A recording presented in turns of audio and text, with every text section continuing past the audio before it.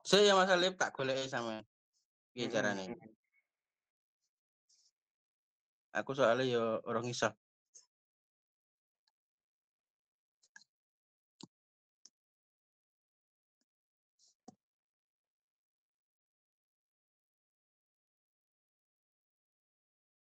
Golek ini ning di Mas Alip. Lek gak neng setting neng peserta. Setting sih, setting.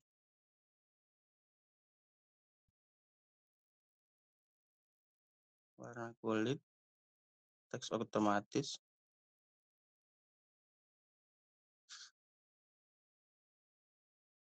Peserta ki golek ini di Mas Alip.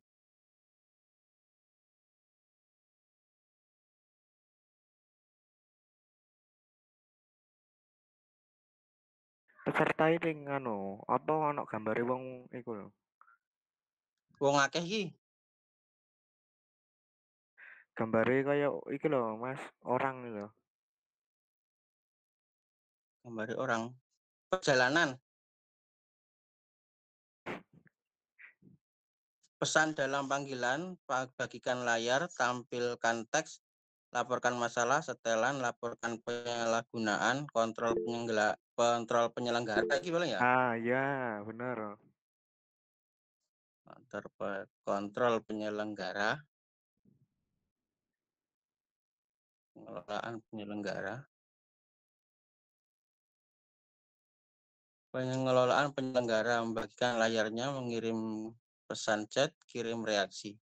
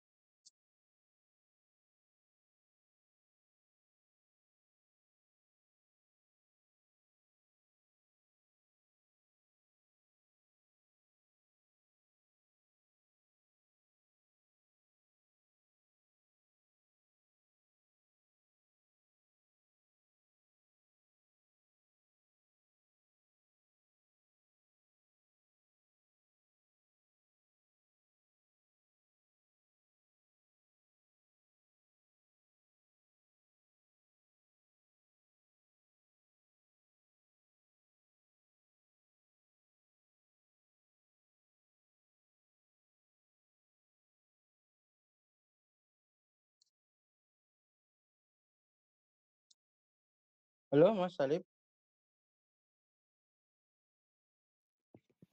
Halo, Mas. Piye, Mas? Kak ono ih? Ya wis gak ono, gak apa-apa wis. Aman.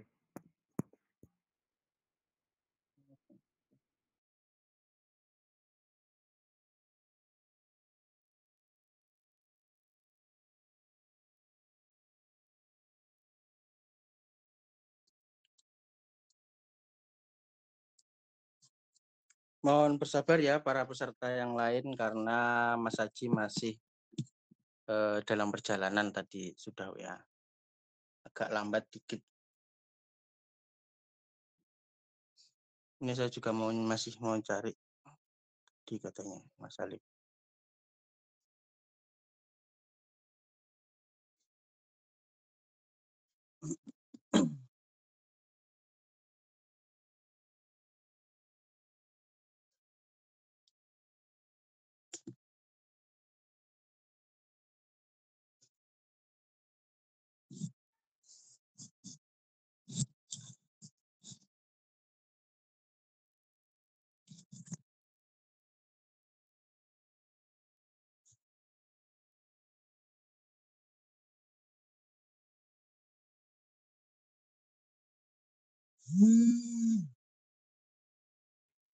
Nek gak ngono engko ae, Mas.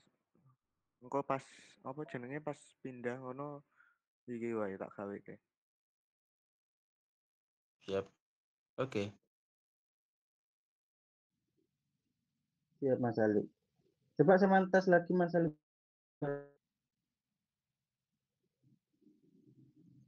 Tes masuk. Nah, Aman. masuk. Aman. Sambutan Ketua Bravo.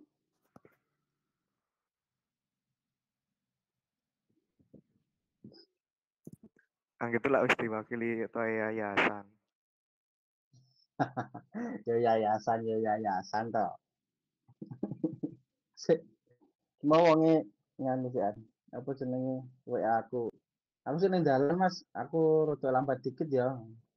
Ya penting sampean kondo ae kalau wis teko. Selamat bergabung Mas saya. Selamat bergabung Mas saya. Oke, sebelum saya apa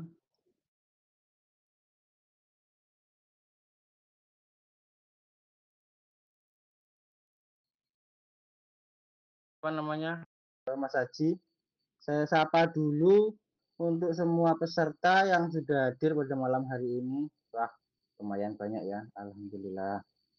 Siapa saja?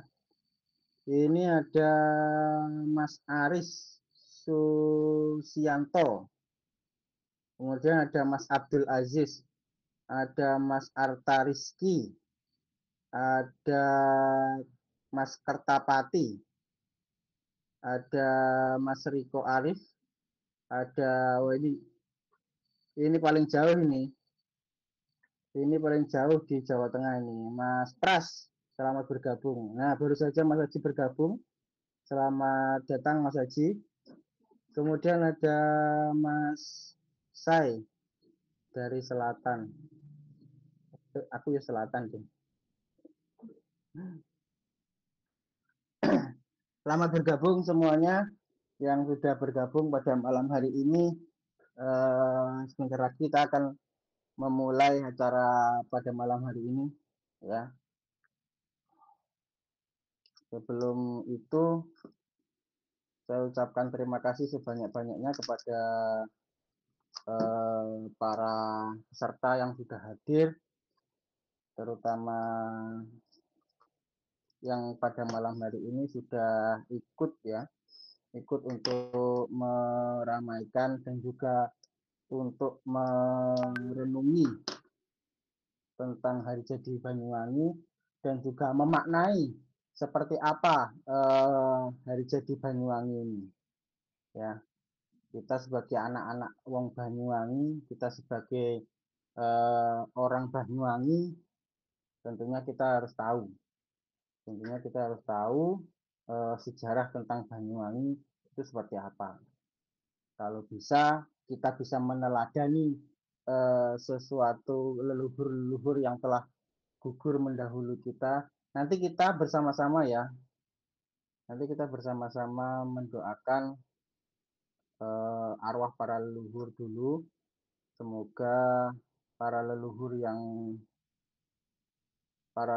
yang sudah mendahului kita, terutama para pejuang-pejuang Belambangan, terutama para pejuang yang sudah berjuang, baik pejuang Belambangan maupun pejuang-pejuang pada tahun 1945, pejuang kemerdekaan dan juga pejuang kerajaan Belambangan. Semoga arwah beliau diterima oleh Tuhan Yang Maha Esa, diterima oleh Ide Sang Hyang Widi Wase, diterima oleh Gusti Allah Subhanahu wa taala. Di sini kita akan memulai.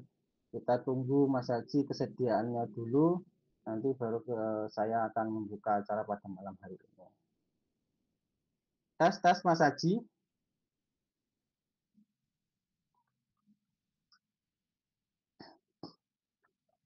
Belum ada jawaban. Halo, sudah ada belum suaranya ini? Tes, Mas Haji. Ya, sudah ada suaranya Oh, apa belum? oh, sudah. Ini sudah, Mas. Gimana, Mas?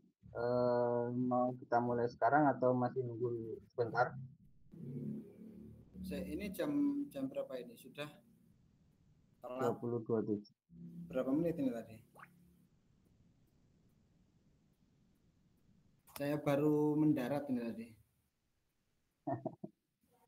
Iya, bertugas. Gimana kabarnya Mas Haji? Sehat? Alhamdulillah sehat. Alhamdulillah sehat. Hari ini di sana hujan atau gimana? Kalau hujannya sih tidak. Cuman Hmm, cuacanya kan cuaca ngajak tidur. Saja tidur.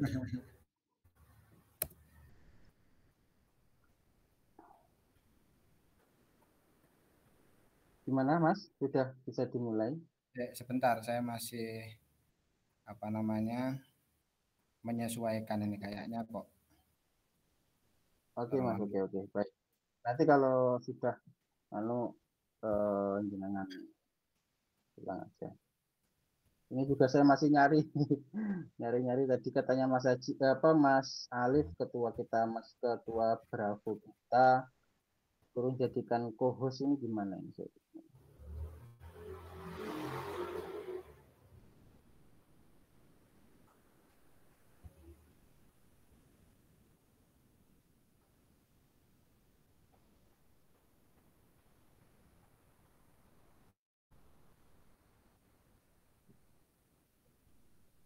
Mohon kesediaan bersabarnya kepada para peserta pada malam hari ini. Kita apa namanya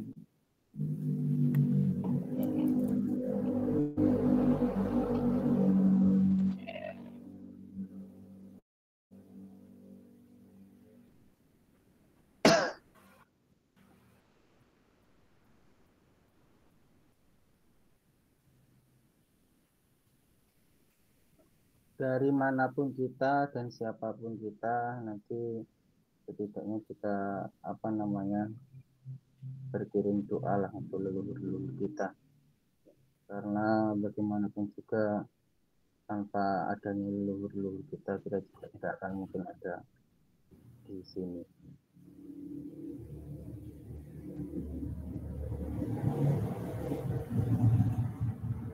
Selamat malam. Ini aktor kita. Aktor kita dari bumi Regu Jambi. Selamat bergabung kepada Mbak Fitriani.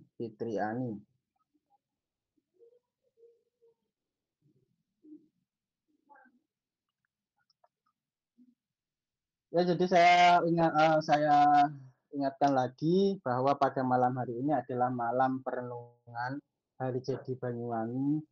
Hari Jadi Banyuwangi, kota yang kita cintai, kota yang sangat kita banggakan, tanah kelahiran kita, dimanapun kita berada. Saya di Bali, mungkin ada saudara-saudara atau teman-teman yang lain ada di luar daerah, tumpah darah negara kita, ya, tumpah darah negara kita, dan juga bumi pertiwi kita, ya, bumi pertiwi kita jaga, kita renungkan, karena ini adalah peninggalan para leluhur-leluhur kita. Bagaimanapun juga mbah-mbah kita, simbah-simbah kita, leluhur-leluhur kita, nenek moyang kita di Banyuwangi mendirikan apa namanya, mendirikan sebuah peradikan pedesaan itu bukan tanpa sebab dan kita bisa dilahirkan di sana juga karena jasa-jasa beliau. Nanti kita sambung doa. Mohon izin Mas Haji nanti kita sambung doa dulu untuk leluhur-leluhur kita, untuk pejuang-pejuang Belambangan, untuk pejuang-pejuang kemerdekaan Republik Indonesia yang umumnya khususnya ke pejuang-pejuang Belambangan yang sudah memerdekakan dan juga berjuang untuk merebut tanah NKRI dari penjajahan Belanda atau dari kolonialisme Belanda. Oke, saya lihat lagi ya siapa saja ini yang sudah hadir. Ada Cak Arweter Candit. Wah. Terus ada Abdul Aziz, kemudian ada Arta Rizky, kemudian ada Mas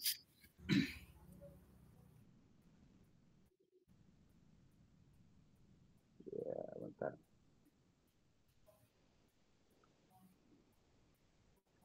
Ada Mas Kerta, ada Mas Wahyu, ada Mas Haris, ada Mas Riko Arif, ada Mas Pras dari Jawa Tengah, ada Mas Sailaras, ada Mbak Fitriani yang tadi baru saja bergabung.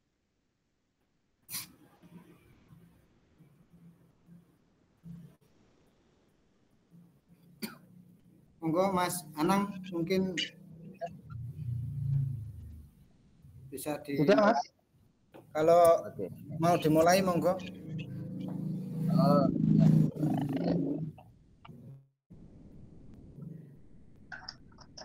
Baik, sebelumnya Assalamualaikum warahmatullahi wabarakatuh. Om Swastiastu, Salam Rahayu, Om Ulun Basuki Langgeng. Pertama-tama marilah kita panjatkan puji syukur kepada Tuhan Yang Maha Esa, karena atas berkat rahmat Tuhan Yang Maha Esa lah kita bisa berkumpul seperti ini meskipun secara online ya, secara media online. Ya. Alhamdulillah kita bisa dipersatukan dipertemukan tatap muka meskipun tidak secara langsung, tetapi semoga ini adalah tatap muka yang bisa menambah rasa persaudaraan kita dan juga menambah tentang pemahaman kita dan juga pembelajaran sejarah tentang Banyuwangi. Kemudian sebelum kita mulai acara pada malam hari ini, marilah kita berdoa dulu, mendoakan para leluhur kita, khususnya para leluhur-leluhur pejuang-pejuang Belambangan, dan umumnya kepada para leluhur-leluhur kemerdekaan Republik Indonesia, utamanya, paling utama, yaitu leluhur-leluhur kita. Ya. Silakan berdoa menurut agama dan kepercayaan masing-masing. Baik, mari kita mulai. Berdoa mulai.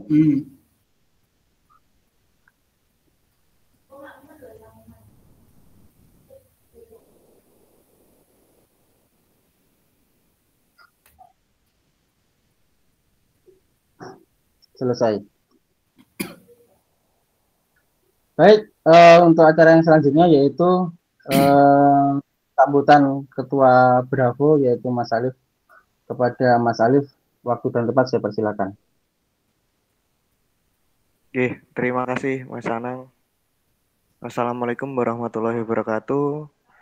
Selamat malam, salam sejahtera bagi kita semua, Rahayu. Yang saya hormati, founder Idea Belambangan Foundation, Mas Hidayat Aji Ramawidi. Yang saya hormati teman-teman pengurus dari komunitas Bravo dan Bapak Ibu peserta yang malam hari ini hadir di Meet lewat virtual yang berbahagia. Puji syukur kehadirat Tuhan Yang Maha Esa yang telah melimpahkan rahmat dan karunia-Nya sehingga kita dapat berkumpul secara virtual dalam webinar yang bermakna ini. Malam ini saya Ketua Komunitas Bang Royal Volunteer atau Bravo, saya merasa sangat berbahagia dapat menyambut teman-teman semua dalam webinar ini yang diselenggarakan dalam rangka memperingati hari jadi Banyuwangi yang ke-253. Harapan besar saya dan teman-teman di Bravo, Banyuwangi akan semakin menjadi tempat yang sering kita kunjungi dan tetap untuk pulang, dan juga banyak hal-hal yang positif untuk kita buat untuk Kabupaten Banyuwangi. Kemudian Bravo ini sebagai komunitas yang menunjukkan dedikasinya dan konsistensi dalam melestarikan sejarah dan budaya yang telah mencatatkan berbagai prestasi. Di tahun 2018 kita mengikuti Kongres Komunitas Sejarah Indonesia, terus kemudian di tahun 2019 kita mengikuti Kongres Kebudayaan dan menjadi komunitas deklarator komunitas arsip Indonesia tahun 2022. Prestasi tersebut menjadi bukti komitmen kami dalam menjaga dan melestarikan warisan sejarah dan budaya Banyuwangi. Dan dengan momen peringatan Hari Jadi Banyuwangi ke-253 ini menjadi sangat istimewa karena kita dapat bersama-sama merenungkan perjalanan panjang Banyuwangi dan merayakan pencapaiannya hingga saat ini. Melalui webinar ini, kami berharap dapat memberikan wawasan baru tentang sejarah dan perkembangan Kabupaten Banyuwangi, sekaligus menumbuhkan cinta dan bangga terhadap daerah kita yang kita cintai. Mari kita jadikan momen ini sebagai kesempatan untuk memperkuat tekad kita dalam membangun Banyuwangi yang lebih baik. Akhir kata, saya mengucapkan terima kasih partisipasi Bapak Ibu sekalian dalam webinar ini. Semoga acara ini memberikan manfaat bagi kita semua. Selamat mengikuti webinar. Selamat malam. Wassalamualaikum warahmatullahi wabarakatuh. Waalaikumsalam warahmatullahi wabarakatuh. Terima kasih kepada Mas Alif Hafid sebagai Ketua Bravo penyelenggara webinar pada malam hari ini. Semoga sehat selalu. Beliau ada di Surabaya. Jadi dimanapun kita berada, kita selalu ingat tanah kelahiran kita, bahwa kita dilahirkan di tempat yang sama, yaitu di Banyuwangi. Baik, pada malam hari ini, webinar pada malam hari ini membawakan tema yang sangat luar biasa ya. Kenapa sangat luar biasa? Karena yang kita angkat ini adalah tema tentang Hari Jadi Banyuwangi atau Harjaba. Kita biasa mengenalnya sebagai Harjaba atau Hari Jadi Banyuwangi.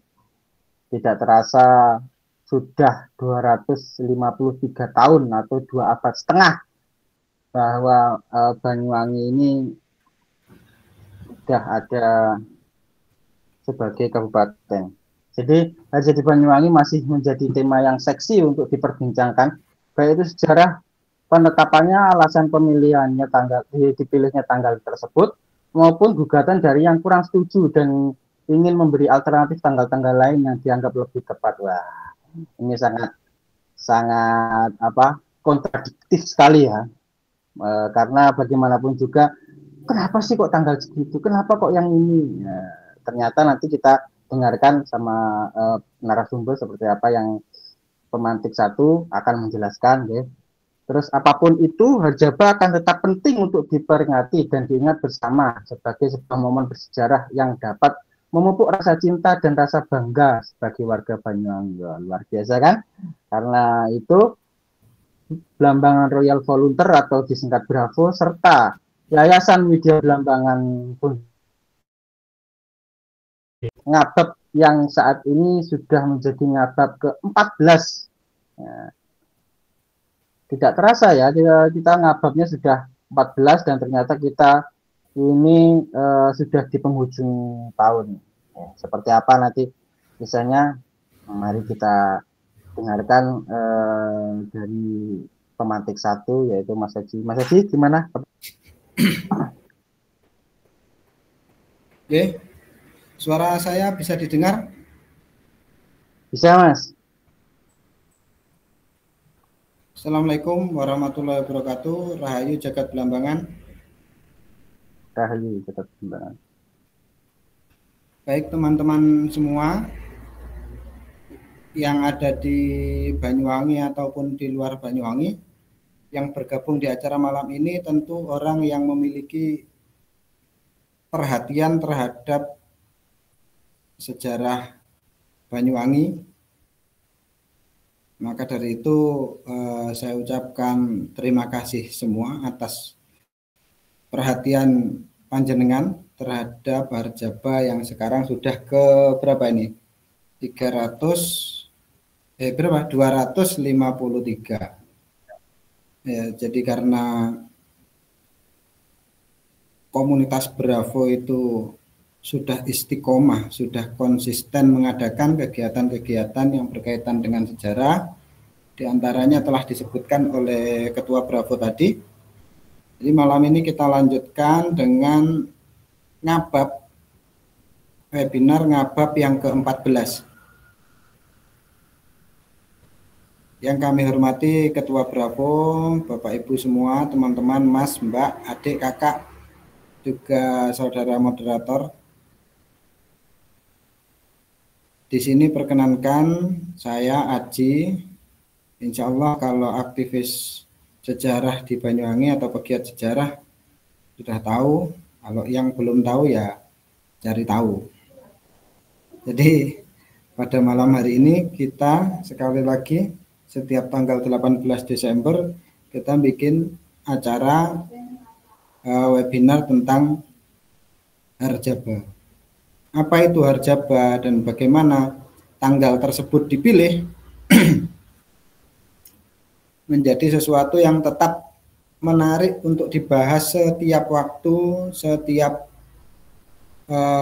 event-event besar, baik di kalangan yang setuju dengan 18 Desember maupun kalangan yang mungkin memiliki usulan tanggal lain yang dianggap menurut kelompok-kelompok tertentu mungkin dianggap lebih pas.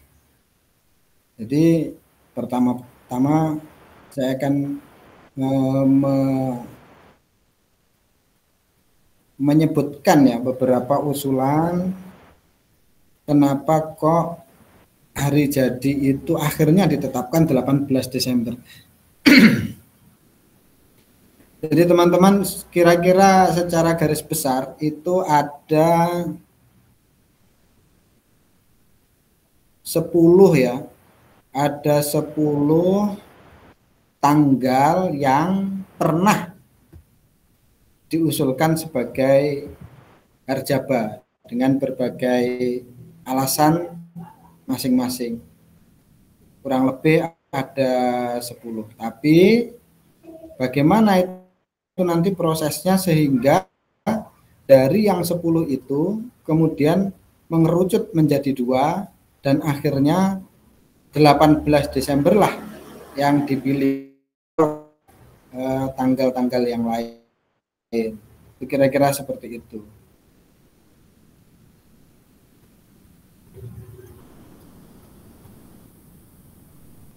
Teman-teman, bahwa yang pertama tanggal itu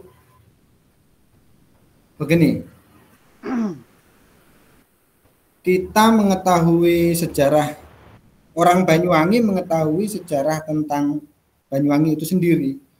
Itu kurang lebih baru dimulai sekitar tahun 1983-1984. Ya, jadi sebelum itu bahkan orang Banyuwangi sendiri tidak tahu tentang Kerajaan Blambangan, tentang Tawangalun. Itu tidak tahu. Kecuali yang memang tertarik dengan sejarah ya, mungkin mereka merasa memiliki silsilah yang terhubung dengan Tawangalun, atau para dosen, peneliti atau sejarawan yang memang mengkaji tentang sejarah Blambangan. Selebihnya masyarakat umum itu tidak tahu bahwa di sini itu ada Blambangan. Itu sekitar tahun 1982. 83-84. Baru sekitar tahun itu dimulailah upaya untuk menemukan hari jadi. Jadi sejak saat itulah ada upaya-upaya riset, ada upaya-upaya penelitian mencari hari jadi itu. Nah, wacana itu mulai bergulir tahun 1983-84 hingga 10 tahun kemudian, 1993-1994. Di saat tahun 1993-94 itu diadakan banyak sekali kegiatan seminar sarasehan, baik itu di Dinas Pariwisata, Dinas Kebudayaan dan Pariwisata, yang diselenggarakan oleh Dewan Kesenian Belambangan, yang diselenggarakan oleh DPRD, dan lain sebagainya, termasuk dulu dibuat juga panitia penetapan hari jadi. Ada panitia permusiuman, ada panitia penyusunan buku selayang pandang Kabupaten Banyuwangi. Itu semua sedang berupaya mencari hari tanggal yang paling sesuai untuk dipakai sebagai hari jadi. Nah, saat itulah muncul kira-kira 9 atau 10 tanggal, ya kurang lebih sekitar itulah. Tapi di sini saya hanya akan menyebutkan tanggal-tanggal yang menurut saya memang layak untuk dipertimbangkan waktu itu. Jadi yang pertama ada tanggal 24 April 1477. Itu yang pertama. Itu tanggal apa? Itu diperkirakan adalah tanggal kedatangan Ki Gede Banyuwangi ke Demak. 24 April 1477. Terus kemudian ada tanggal yang kedua adalah tanggal yang diusulkan oleh Pak Abdul Khalid Nawawi. Itu tanggal 27 April dalam tulisannya yang pertama, kemudian direvisi menjadi tanggal 31 Agustus tahun 1477. Itu tetap tanggal kedatangan Ki Gede Banyuwangi ke Demak. Jadi kedatangan Ki Gede Banyuwangi ke Demak itu ditafsir oleh dua orang berbeda menjadi 3 tanggal. Ada tanggal 24 April, ada tanggal 27 April, dan ada tanggal 31 Agustus 1477. Jadi kalau dihitung dari situ, ya 1477, itu usia Banyuwangi mungkin sudah 500 tahun lebih. Karena dimulai dari munculnya nama Ki Gede Banyuwangi. Yang tertulis di Babat Demak Pesisiran ada, Babat Demak yang satunya lagi itu juga ada. Terus kemudian tanggal yang selanjutnya adalah tanggal 23 Februari tahun 1652.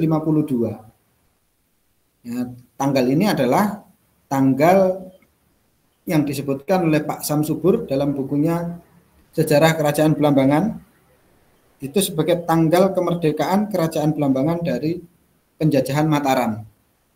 Ini tanggal yang menarik ini.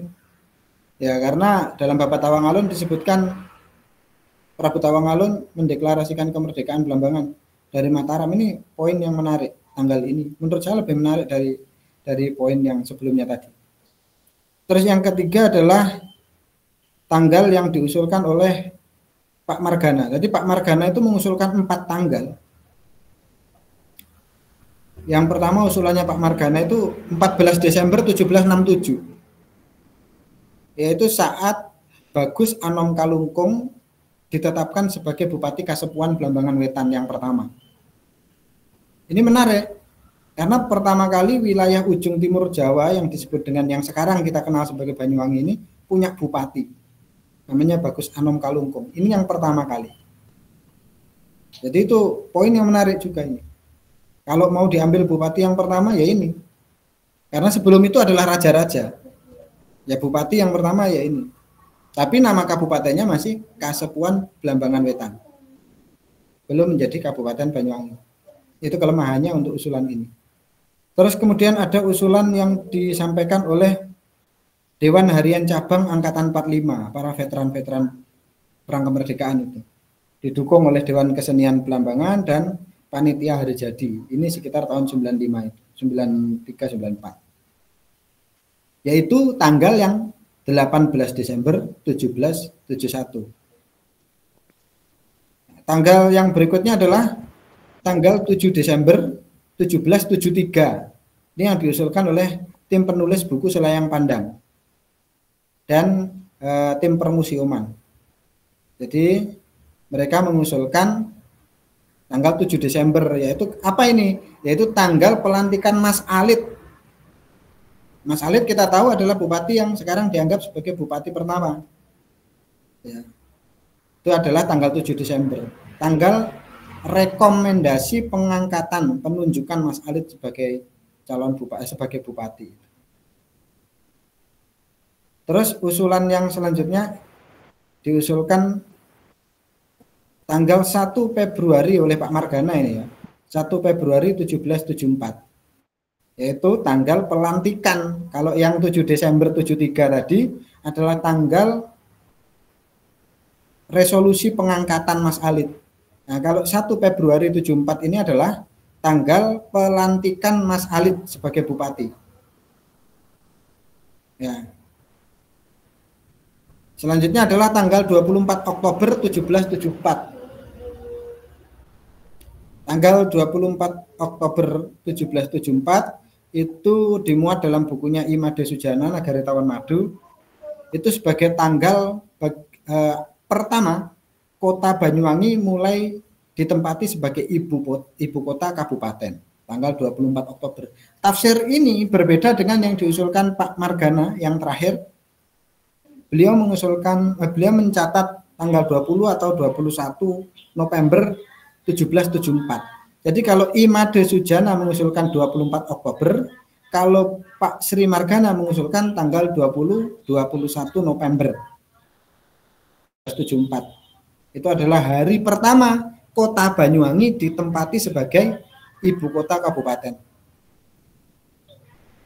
Nah, jadi itu adalah tanggal-tanggal yang diusulkan sebagai tanggal hari jadi. Ada juga satu tanggal lagi yang tidak saya masukkan, tidak saya cantumkan di sini, tidak saya sebutkan, yaitu karena kombinasi, yaitu Perang Selat Bali, yaitu tanggal Perang Selat Bali yang pejuang Banyuwangi melawan pejuang pejuang Banyuwangi melawan penjajahan Hindia Belanda di Selat Bali waktu itu. Jadi kira-kira itu adalah tanggal-tanggal yang layak untuk dipertimbangkan waktu itu.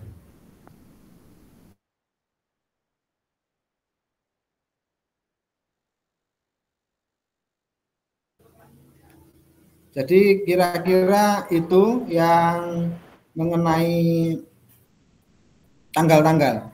Nah, teman-teman yang perlu kita garis bawahi di sini adalah ternyata dari semua tanggal yang disebutkan itu adalah tanggal-tanggal yang berupa perhitungan mundur, ada yang berupa tafsir, kayak tanggal yang pertama dan yang kedua tadi itu yang tentang Ki Gede Banyuwangi, itu kan tafsir sejarah ya, maka ada untuk satu peristiwa bisa menimbulkan 3 tanggal. Kemudian tanggal kemerdekaan Mataram itu adalah perhitungan mundur yang dipakai oleh Pak Samsubur, sedangkan tanggal 14 Desember yang diusulkan Pak Margana sampai tanggal 21 November itu adalah tanggal-tanggal berdasarkan catatan-catatan Belanda. Nah, semua itu ternyata masih menunjukkan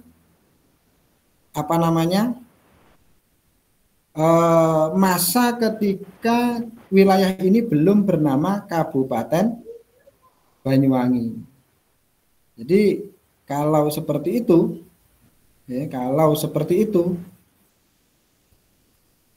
maka bentuknya masih Kabupaten Kasepuan, itu kira-kira. Jadi kabupatennya masih bernama Kabupaten Kasepuan. Coba sekarang dibayangkan, mulai tahun 1767 ketika Kerajaan Belambangan hilang sampai tahun 1774 pengangkatan Mas Alit. Itu kan Kerajaan Belambangan hilang 31 Desember 1767, kerajaannya runtuh. Nah, Mas Alit diangkat 1 Februari 1774, katanya sebagai Bupati Banyuwangi pertama. Artinya mulai dari 67 sampai 1774 itu di sini namanya apa? Kan belum Kabupaten Banyuwangi, kerajaannya sudah tidak ada, kabupatennya belum ada. Berarti di sini namanya apa coba? Terus rajanya sudah tidak ada, bupatinya belum ada. Terus siapa yang memimpin di sini? Itu menjadi pertanyaan-pertanyaan yang mengusik pikiran kita, para pemerhati sejarah, untuk mencari tahu di situ. Ya kan, kerajaan sudah tidak ada, kabupaten belum ada, Kabupaten Banyuwangi belum ada. Ya, itu kan menjadi. Nah. Kemudian Mas Alid diangkat sebagai bupati. Itu bupati mana? Bupati, ya. Padahal dalam catatan Belanda, Mas Alid masih belum ditunjuk sebagai tidak tertulis sebagai Bupati Kabupaten Banyuwangi, seperti itu nomenklaturnya. Nah, kira-kira itu dulu yang saya sampaikan sehingga memancing pertanyaan dari teman-teman. Silahkan saya kembalikan kepada moderator. Di sini kita lebih banyak di obrolan ya, lebih banyak di sharing, diskusi.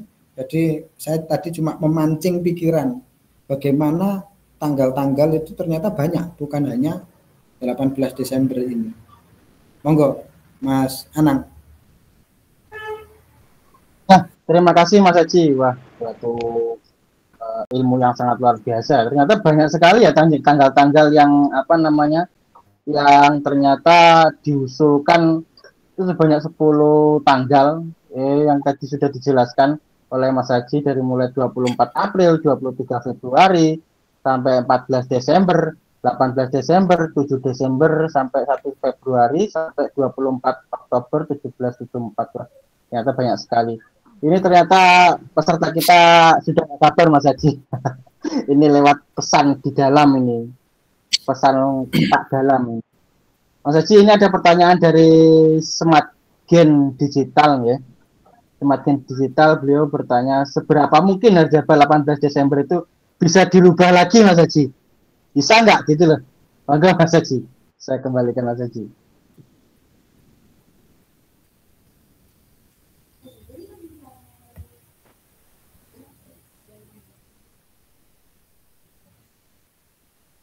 Ya, kalau pertanyaannya kok langsung tunjuk poin ke intinya gitu ya. berat. Ya, dalam sebelumnya disclaimer ya, acara kita malam ini tidak untuk menggugat, tidak untuk mempertanyakan atau memprotes.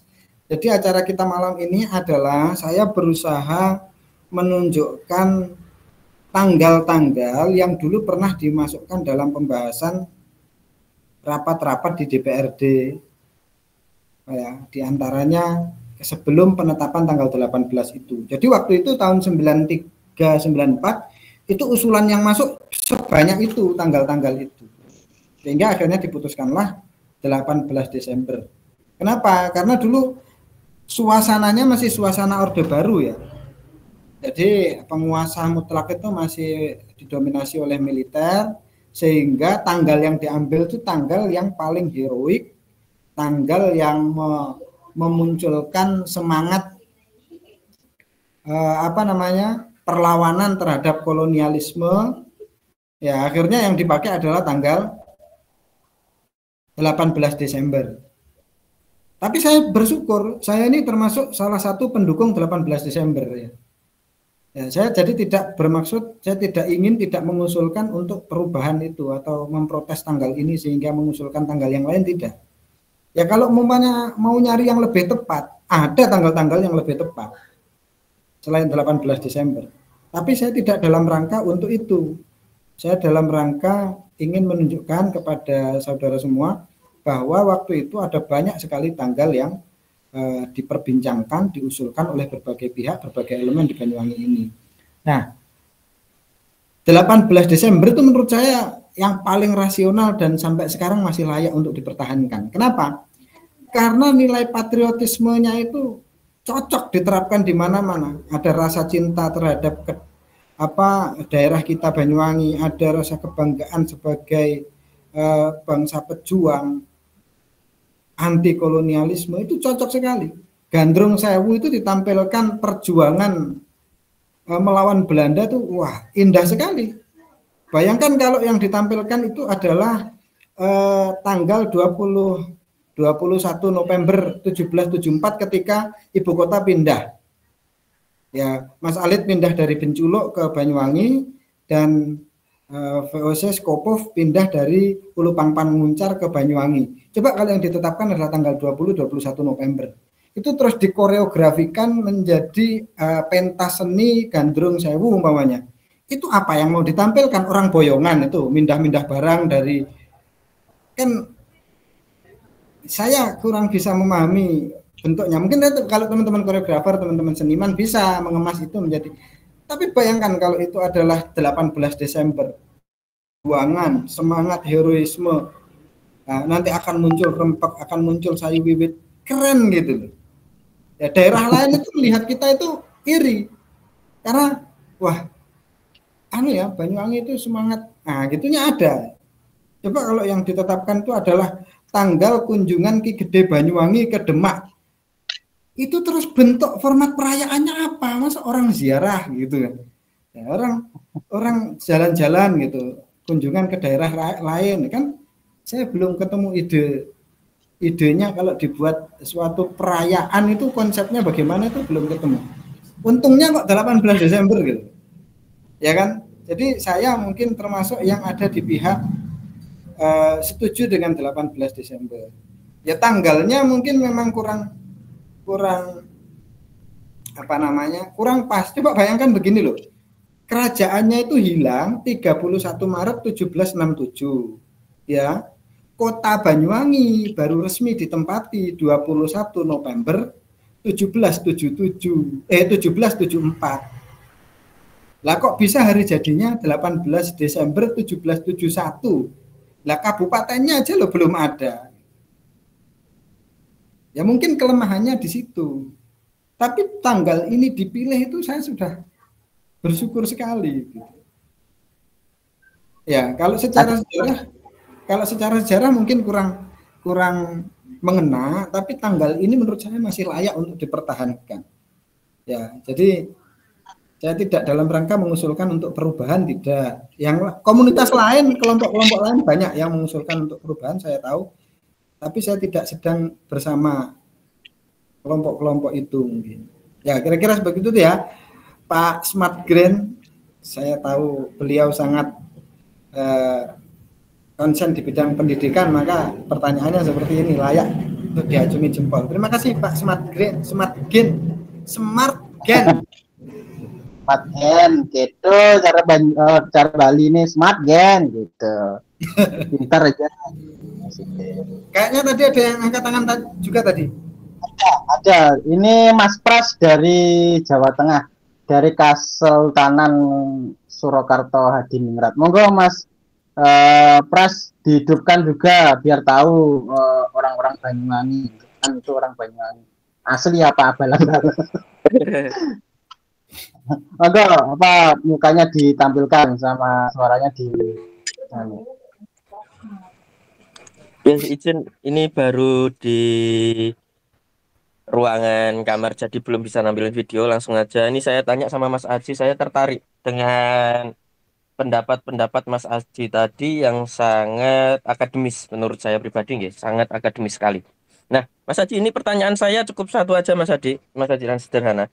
Apakah ketika penamaan Banyuwangi, kan kalau saya baca di naskah, silakan nanti tak kirim link webnya yang sastra ORG. Dulunya itu kan Banyuwangi itu kan jadi Belambangan itu kan masih jadi itu sebelum jadi negara itu. Apa ya namanya tuh, kayak padukuhan atau apalah gitu. Kemudian kan di era Mataram dan lain sebagainya kan kata kabupaten kan masih masuk itu di era Mataram Islam sekitar abad ke-18-an 1700. Nah, di abad 19 itu Banyuwangi masih bernama Kresedenan. Lah Mas Haji, penamaan Banyuwangi mulai dari masa Belambangan tadi yang ditulis tahun 1477 sampai penamaan yang dipilih itu karena saya baca beberapa sumber misalkan saja di sumber Candrakanta Radia Pustaka itu yang naskah yang di Ali Aksara tahun 1902, tapi naskahnya itu ditulis tahun 1802. Itu mengatakan itu di tahun 1802 Banyuwangi itu masih berbentuk keresedenan. Kemudian naskah Mardi Siwi Sunarjo itu ditulis 1938. Itu Banyuwangi itu juga masih terbentuk keresedenan. Apakah pengambilan nama ini Banyuwangi itu sudah ada pemetaannya. Jadi untuk mempermudah kita sebagai pegiat sejarah itu menelusuri tonggak penanggalan yang mudah itu. Seperti itu. Terima kasih. Oke, terima kasih Mas Pras. Langsung Mas. Oke.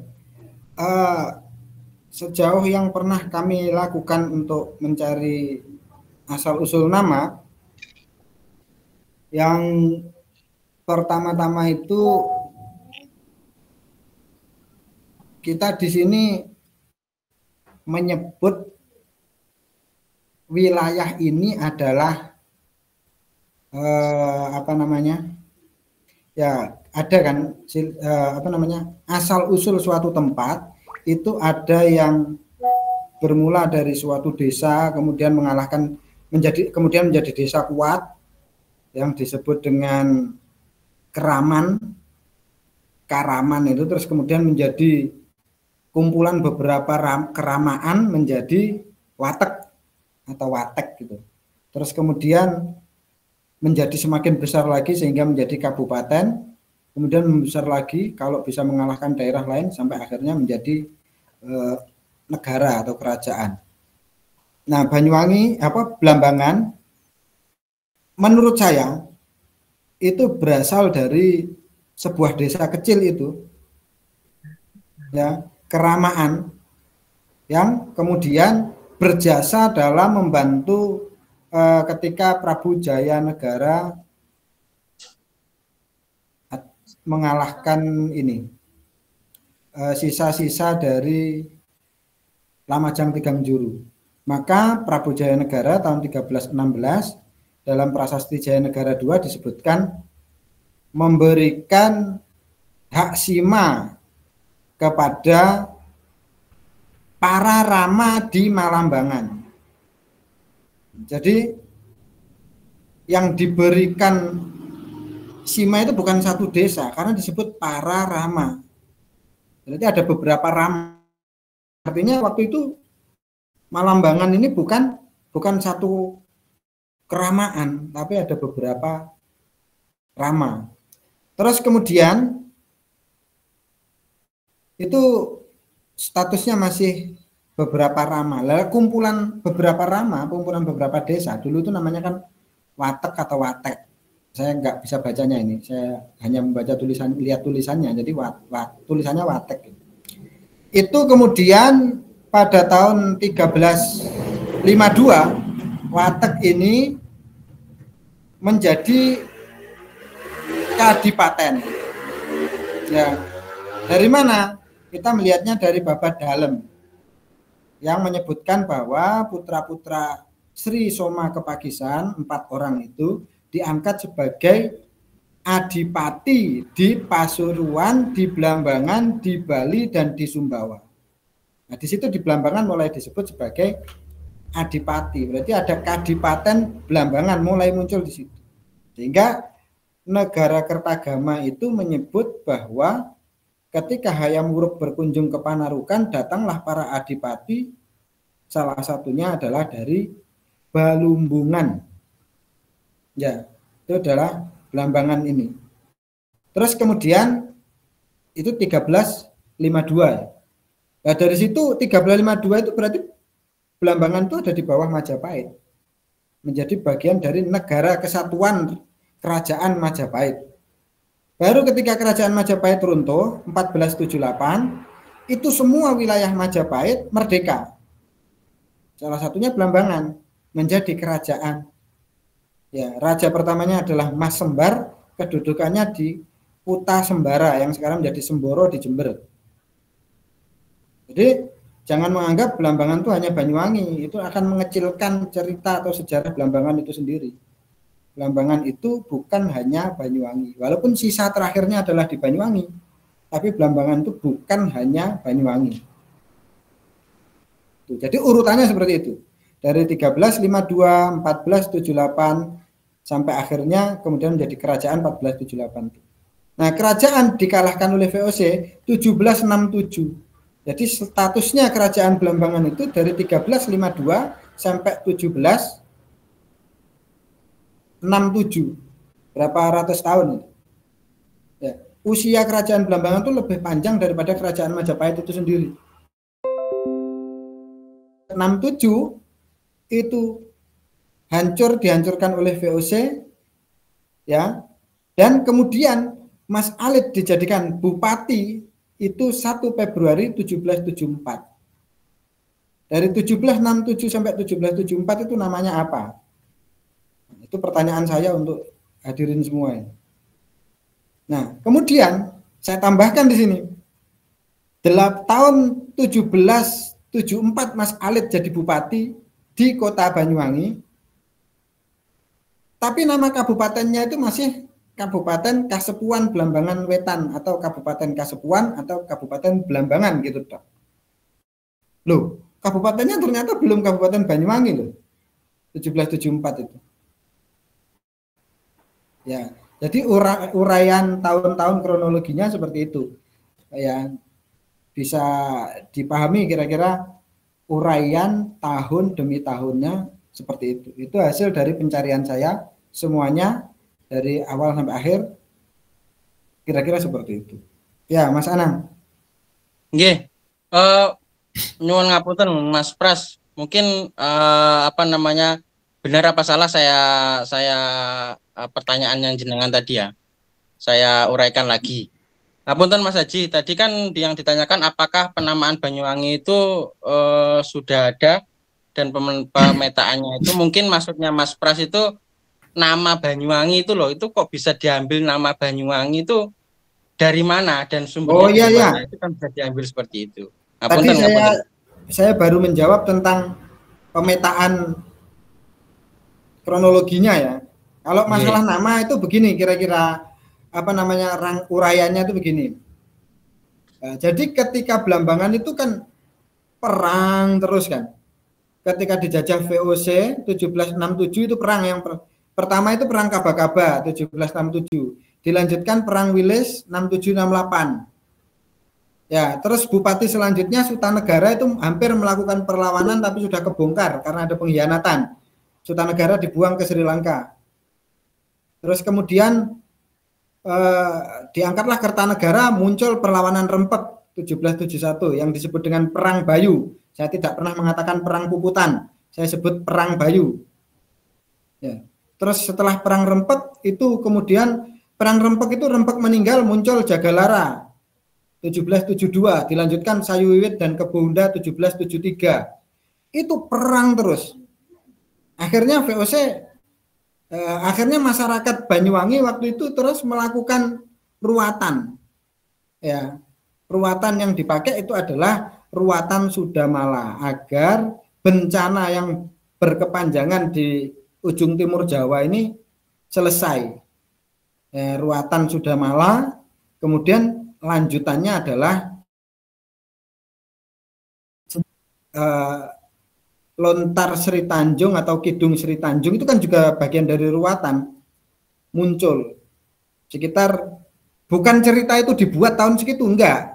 Maksudnya cerita itu sudah cerita lama karena di Bajang Ratu ada, di Candi Surawono ada, di Candi Jabung ada, di Candi Penataran Blitar ada cerita Sri Tanjung itu. Nah, cerita itu dipakai untuk meruat di Banyuwangi sekitar tahun 1770 sampai sekitar tahun 1774. Nah, ketika Letnan Skopov meresmikan pembangunan kota baru, ya, maka di catatan Belanda itu disebutkan di Opkhon, yaitu disebutkan bahwa kota ini diberi nama Banyuwangi karena terinspirasi dari cerita rakyat yang telah beredar. Yang memberi nama siapa? Letnan Skopov, perwira VOC, presiden VOC yang waktu itu menjajah Blambangan. Namanya diambil dari Lontar Sri Tanjung, cerita rakyat yang sudah beredar lebih dulu dari cerita Sri Tanjung itu, bukan dari lontar Sri Tanjung ya, maaf, dari cerita tentang Sri Tanjung itu yang digunakan untuk ruat agar Banyuwangi menjadi lebih damai. Nah, kira-kira seperti itu ya, nama itu munculnya begitu.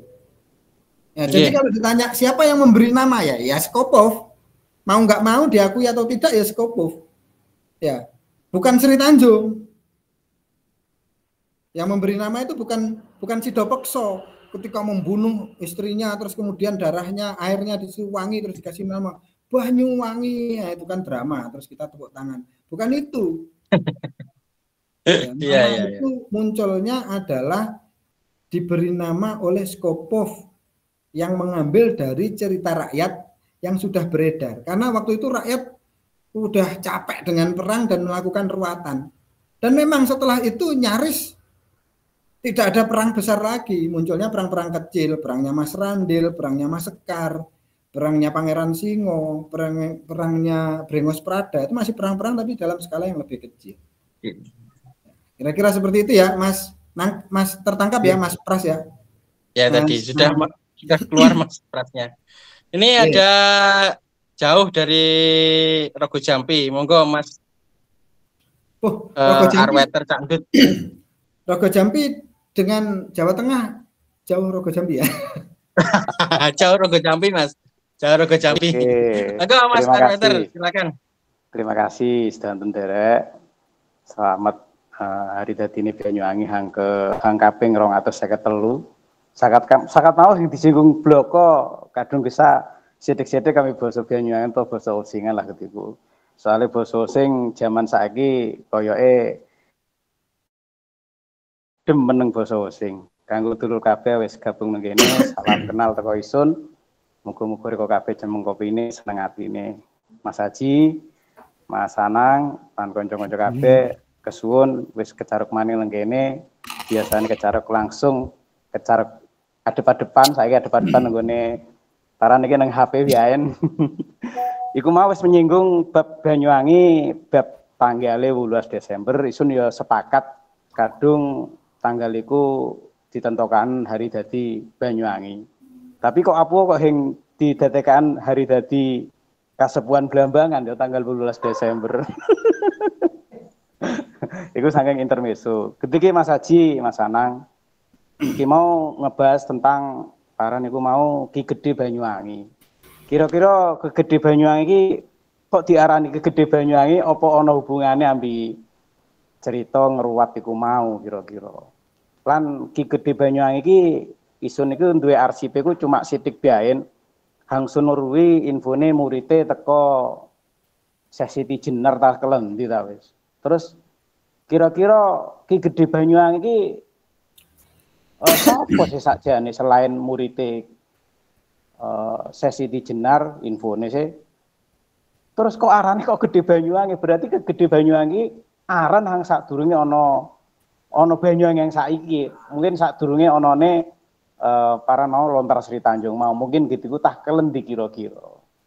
Kesuwun kabeh muga-muga pitakonan isun niku bisa dadi para niku manfaate. Kesuwun Mas Anang monggo.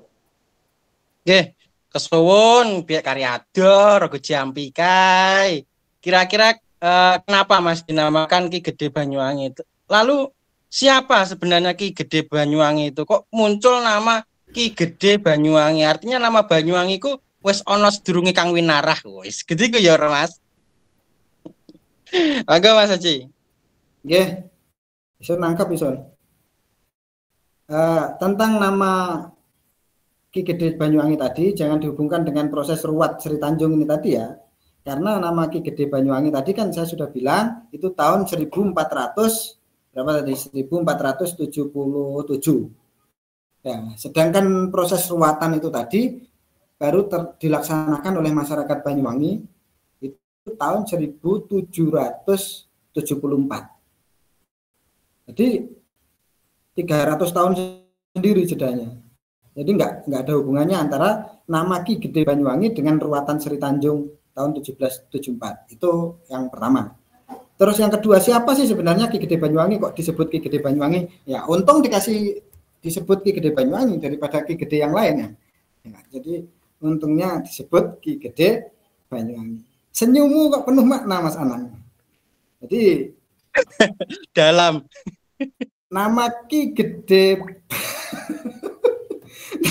Astagfirullahaladzim. Nama Ki Gede Banyuwangi belakang Ki Gede itu adalah nama yang menunjukkan kedudukan wilayah kekuasaannya. Contoh, kita mengenal Ki Gede Banyu Biru, kita mengenal Ki Gede itu sama dengan Ki Ageng ya. Ada yang disebut dengan Ki Ageng Butuh, ada yang disebut Ki Ageng Bocor, ada yang disebut Ki Ageng Kutu. Itu adalah nama-nama orang yang berkuasa di ya, ada Ki Ageng Mangir, ada Ki Ageng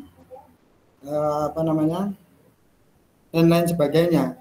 Jadi itu adalah menunjukkan tempat domisilinya. Ya. Pertanyaannya, kalau ada nama Ki Gede Banyuwangi, artinya kan sudah ada nama daerah Banyuwangi, entah itu desa atau apa waktu itu tahun 1477 itu. Ya.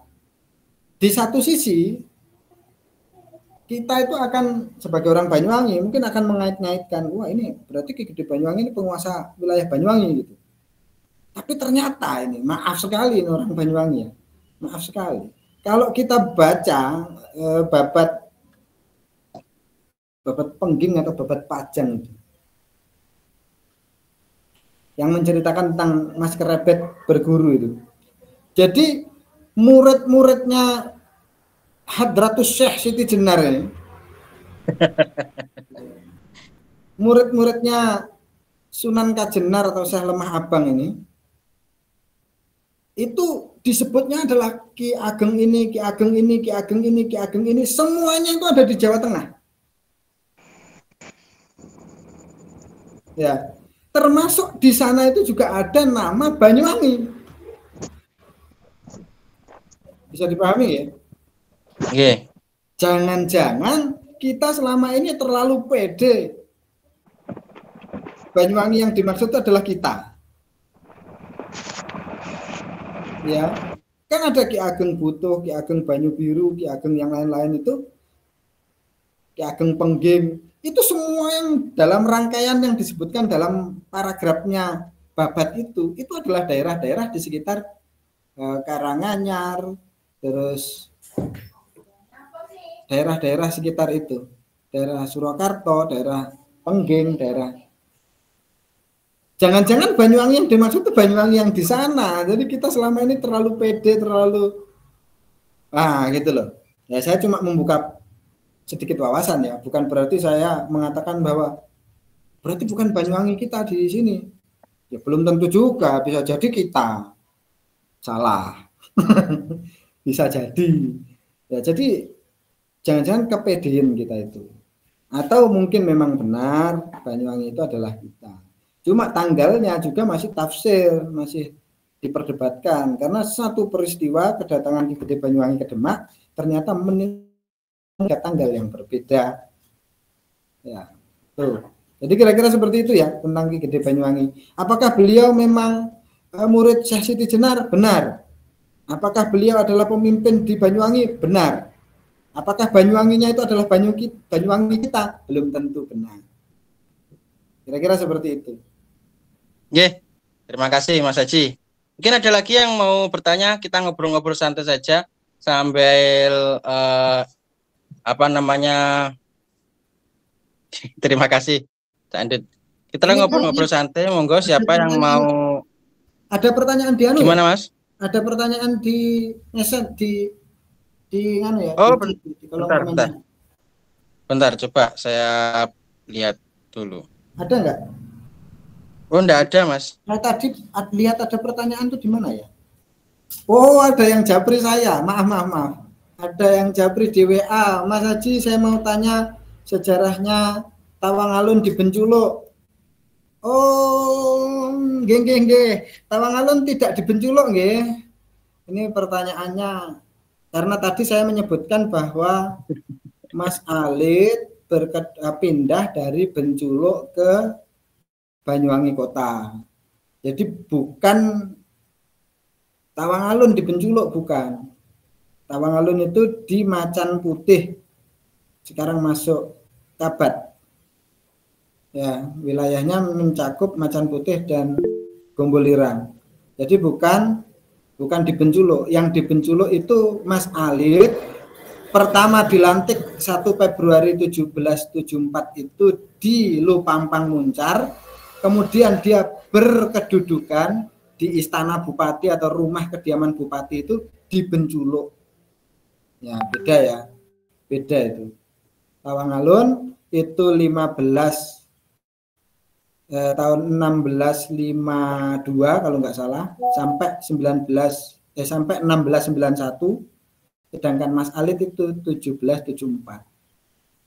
Kira-kira 100 tahun kemudian lebih.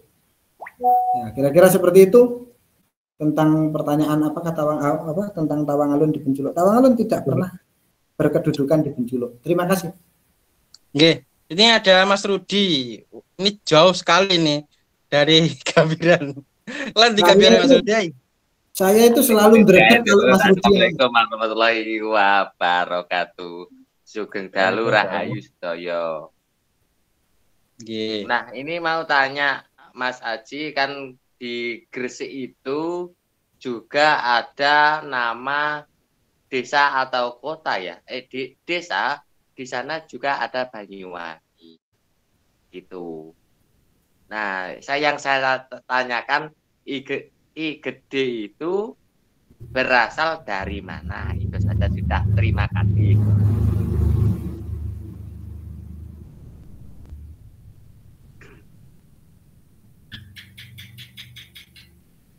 Monggo Mas, Saman mau ngomong gimana? Itu juga kalian untuk menanggapi Mas Rudi ini. Makasih Mas Rudi sudah mengajukan pertanyaan. Saya itu selalu dredeg, selalu deg gitu kalau Mas Rudi yang nanya. Wah, biasanya itu di luar ekspektasi BMKG loh. Kalau pertanyaannya kalau di Gresik ada Banyuwangi, ya di berbagai tempat banyak juga nama Banyuwangi itu. Terus kalau pertanyaannya Ki Gede Banyuwangi berasal dari mana? Ya dari Banyuwangi. Tadi kan sudah saya jawab. Ki Gede Banyuwangi berasal dari mana? Dari Banyuwangi, pasti dari Banyuwangi. Tapi pertanyaan kedua, apakah Banyuwanginya adalah Banyuwangi kita? Belum tentu. Ya, Ki Gede Banyuwangi dari mana? Dari Banyuwangi, pasti dari Banyuwangi. Ya. Tidak mungkin Ki Gede Banyuwangi dari Gambiran kan tidak mungkin. Ki Gede Banyuwangi dari Keradenan kan nggak mungkin. Ya. Kalau Ki Gede Rudianto dari mana? Dari tadi di situ. Oke, terima kasih Mas Rudi. Terima kasih Mas Rudi. Wah, ini sangat luar biasa. Monggo mungkin ada yang lain. Wah, ini ada Mas Reza ini. Ini dari tadi di situ. Monggo Mas Reza, mungkin mau tanya Mas Reza tentang jadi Banyuwangi dan juga penanggalannya. Monggo Mas Reza, jenengan sudah komen di FB saya. Monggo, mungkin ada ditanyakan nih, mumpung ada ahlinya, ahli intinya ini. Assalamualaikum, selamat malam, sugeng dalu rahayu. Selamat perkenalan, nama saya Reza Mas, dari Desa Kedung Gebang, Tegal Trimo. Halo.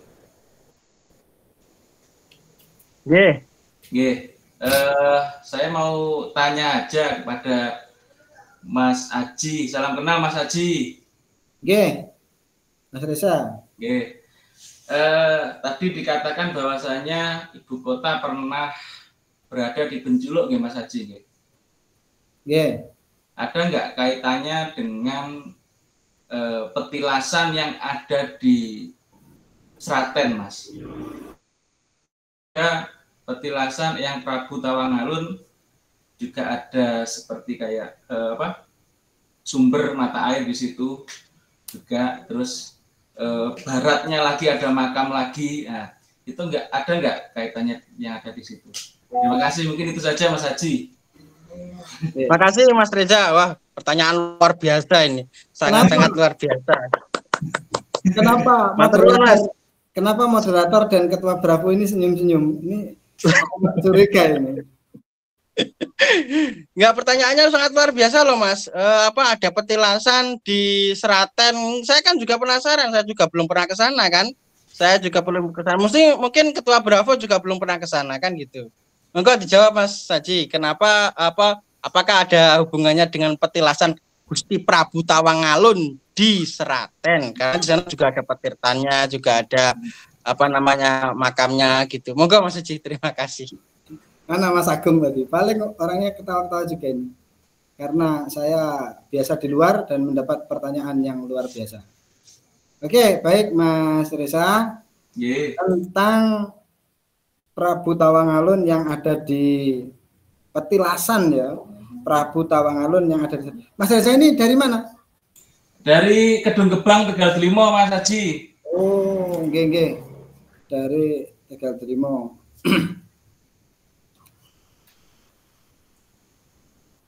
Petilasan Seraten itu, petilasan Prabu Tawangalun Seraten itu mulai diramaikan kalau nggak salah 2017 atau 2016 sekitar itu, sebab diadakan acara Takir Sewu ya.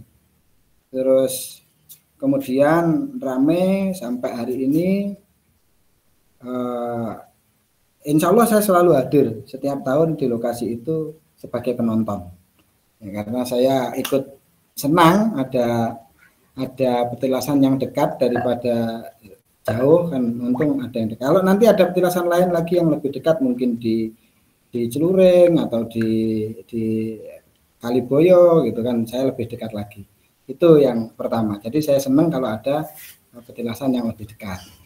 Terus bagaimana ceritanya? Apakah Prabu Tawangalun? Jadi begini. Dalam Babat Tawangalun itu disebut Prabu Tawangalun berasal dari Kedawung.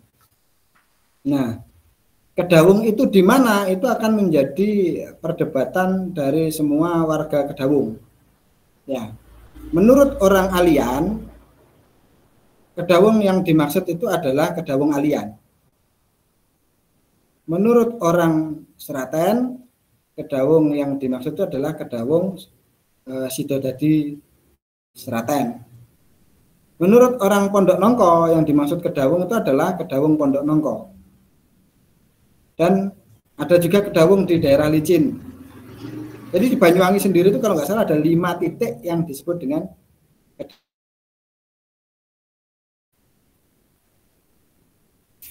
Terus kemudian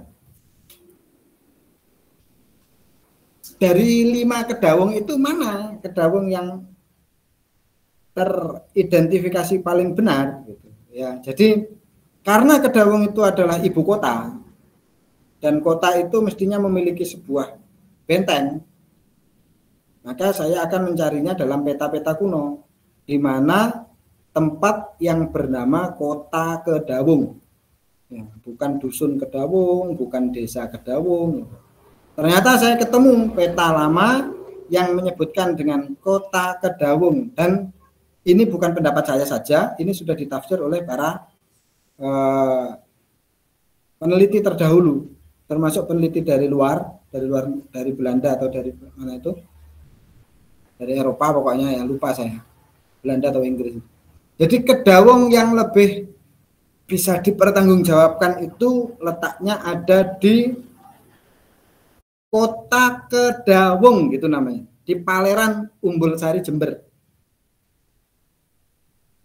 Karena petanya menunjukkan begitu dan jejak-jejak sejarahnya itu ada di sana. Ada reruntuhan bata merah, ada bekas-bekas tembok dan lain sebagainya, itu ada di sana. Saya sudah ke sana dengan teman-teman tahun 2000 berapa itu? 2018 atau berapa? Ya. Terus kemudian ketika Kedawung itu dihancurkan oleh Mataram, ya, Sultan Agung dan Mangkurat itu pernah menyerang ibu kota Blambangan di Kedawung itu.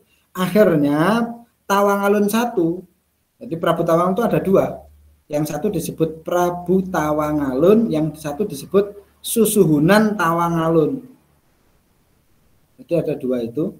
Yang Prabu Tawangalun yang pertama itu meninggalkan Kedawung yang ada di Umbulsari Paleran Umbulsari Jember tadi itu ke timur gunung.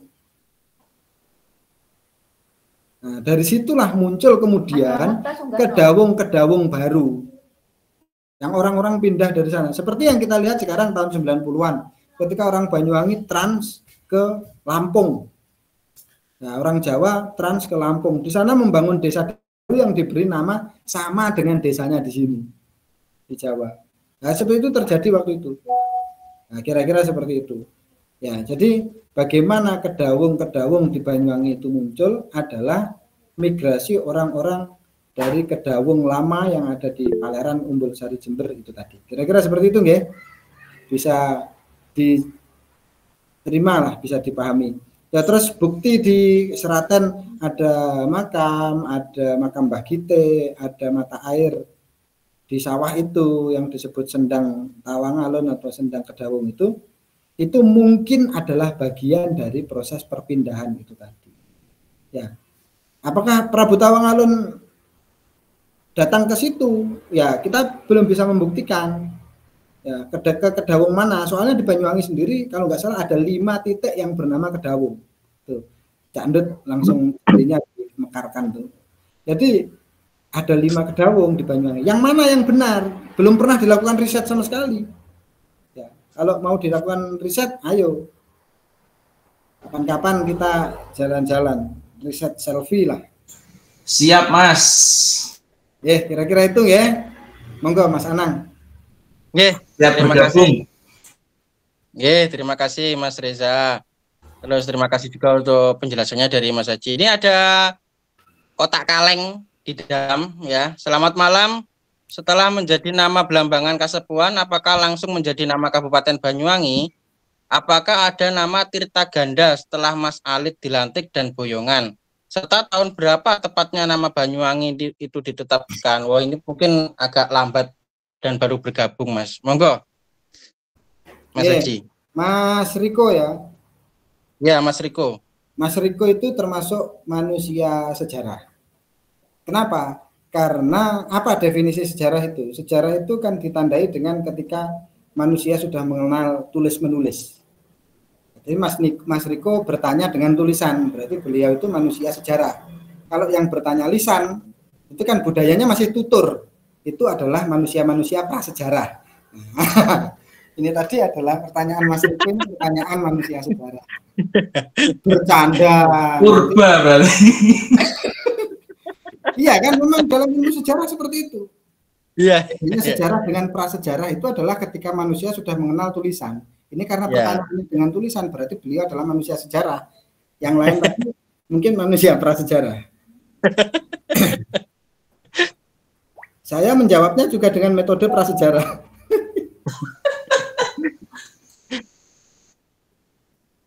Oke, jadi pertanyaannya Mas Riko, setelah menjadi nama Belambangan Kasepuhan, apakah langsung menjadi Kabupaten Banyuwangi?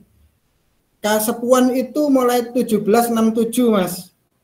Ya, tahun 1767 VOC menunjuk Bagus Anom sebagai Bupati Tumenggung Kasepuhan yang pertama. Itu tahun 1767. Sedangkan Kota Banyuwangi baru ada ya 20 November 1774. Kabupaten Banyuwangi coba semua dibedakan ya antara Kota Banyuwangi dengan Kabupaten Banyuwangi. Kota Banyuwangi itu 20 November 1774. Kalau Kabupaten Banyuwangi itu baru muncul 23 September 1811. 1811. Jadi antara kota dengan kabupatennya nggak bareng loh ya. Munculnya itu nggak bareng. Kira-kira seperti itu ya. Mas Riko, bisa dipahami ya? Terima kasih. Oke. Apakah ada nama Tirta Ganda setelah Mas Alit dilantik dan Boyongan, Mas? Nama Tirta Ganda kalau tidak salah itu muncul pertama dalam Babat Tawangalun ketika geger Macan Putih. Jadi ya, Pangeran Macanegara dengan Macanapura itu bertengkar. Kemudian datanglah rombongan dari Bali yang diutus oleh Dewa Agung dari Kelungkung untuk mendamaikan perang saudara di Banyuwangi. Nah, pasukan Bali itu mendarat dari pelabuhan ke pelabuhan yang satu yang lain terus sampai akhirnya mendarat di yang disebut dengan Tirtaganda. Ya. Jadi itu munculnya pertama kali kata Tirtaganda itu di Babat Tawangalun. Jadi bukan masa Mas Alit, jauh sekali sebelum Mas Alit, itu sekitar tahun 1762, sekitar 1762. Ceritanya lah ya, menceritakan peristiwa 1762. Tapi kalau babatnya baru ditulis 18 tahun 1800-an. Jadi jangan langsung dianggap sama. Kira-kira seperti itu. Ya, terima kasih Mas Haji. Kira ada lagi yang mau ditanyakan? Siapa lagi ini? Mas Rangga, monggo. Mas Abdul, Mas Agung, Mas Kerta, Mas Wahyu. Terus ini cewek-cewek ini banyak ini. Mas Wahyu, monggo. Oke. Sebenarnya mboten saged nganu kamera soalnya ndamel komputer niki mboten kamera niki. Monggo. Oke. Kan saya pernah dengar dari Mas Haji kan riwayat Minak Jinggo itu kan nggak ada toh. Di cerita Damarulan Minak Jinggo kan ada yang menyebutkan tokoh Minak Kuncel, Layang Seto dan Layang Kumitir. Gitu. Kan itu anaknya Patih Lender. Nah, kan ada wilayah perbatasan Banyuwangi Jember itu namanya Gunung Kumitir lah. Kalau orang Jawa kan Kumitir. Tapi kalau Indonesia kan Gumitir. Kira-kira ada kaitannya nggak, Mas? Apa hanya sebatas penamaan saja atau memang ada sejarahnya? Terima kasih. Terima kasih Mas Wahyu, luar biasa pertanyaannya ini, sangat-sangat luar biasa. Soalnya saya juga penasaran soalnya Mas Wahyu, jujur saya penasaran juga.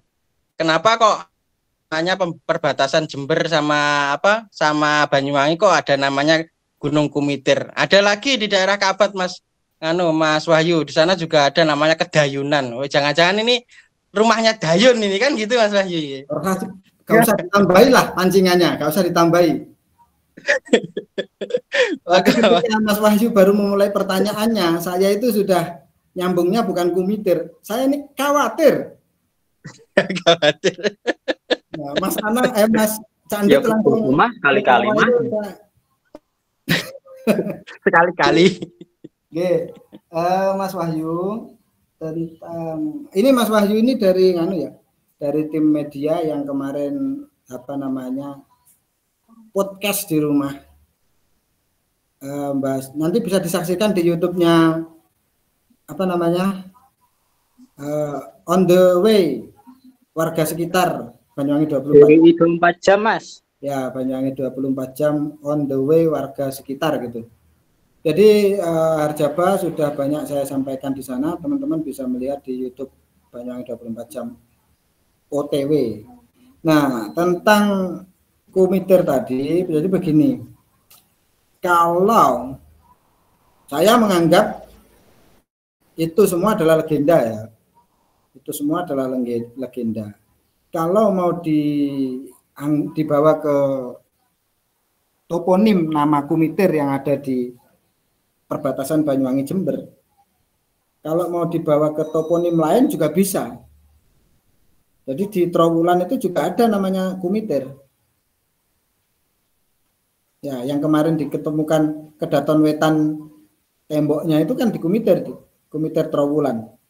Situs Kumitir. Ya, situs Kumitir. Jadi kalau umpamanya mau dibawa, apakah legenda itu bisa dihubungkan dengan nyata, dengan bukti toponim Kumitir? Itu Trowulan punya Kumitir. Jadi sekali lagi kayak Ki Gede Banyuwangi tadi, jangan-jangan bukan kita, nah, gitu loh. Bukan Kumitir kita. Terus kalau dihubungkan dengan Kumitir kita, saya itu lebih tertarik dengan peta Pulau Jawa ketika diberdirikan peta itu, Banyuwangi di atas yang disebut dengan Sang Hyang Sirah. Ya, Sang Hyang Sirah itu tempatnya di atas, jadi tempatnya para dewa. Terus wajahnya itu menghadap ke utara, hidungnya itu adalah Panarukan itu kalau nggak salah, dan seterusnya ke bawah Pulau Madura itu adalah tangannya yang berdoa kayak begitu. Sampean cari di Wikipedia buku Bala Abangan karya almarhum guru saya, guru kita Pak Hasnan Singodimayan. Di situ ada peta Pulau Jawa berdiri. Itu yang di atas itu namanya Sang Hyang Sirah. Yang paling atas itu adalah tempat persemayaman para dewa. Ya, tempat persemayaman para dewa itu salah satunya disebut Kailas di Mahameru. Mahameru itu adalah Gunung Raung Purba, gunung pegunungan Ijen Purba ini. Nah, di situ perbatasan adalah tempat tinggal manusia dan perbatasan tempat tinggal para dewa itu disebut alang-alang kumitir. Dan dunia pewayangan alang-alang kumitir. Jadi perbatasan antara alam manusia dengan alam dewa, batasnya itu disebut alang-alang kumitir. Saya lebih tertarik kalau legenda, sama-sama legenda loh ini ya, bukan sejarah. Kalau kumitir perbatasan itu disebut dengan ini, dihubungkan dengan ini. Tidak dengan layang seto, layang kumitir. Itu pun kalau saya tanya, layang seto, layang kumitir itu berapa orang, satu atau dua, kan masih perdebatan kan? Karena beberapa narasi menyebutnya seto kumitir. Narasi yang lain menyebutnya layang seto satu orang dan layang kumitir satu orang. Oke. Jadi kira-kira seperti itulah. Terima kasih Mas Wahyu, bisa dipahami ya penjelasan saya. Nggih, sampun Mas, tapi enten sunggal malih Mas. Pripun?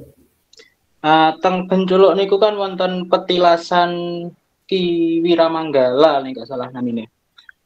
Niku napa wonten napa peran Ki Wiramanggala teng mriku niku sebagai sinten, napa pendirine, napa pembabat Benculuk niku, napa pripun?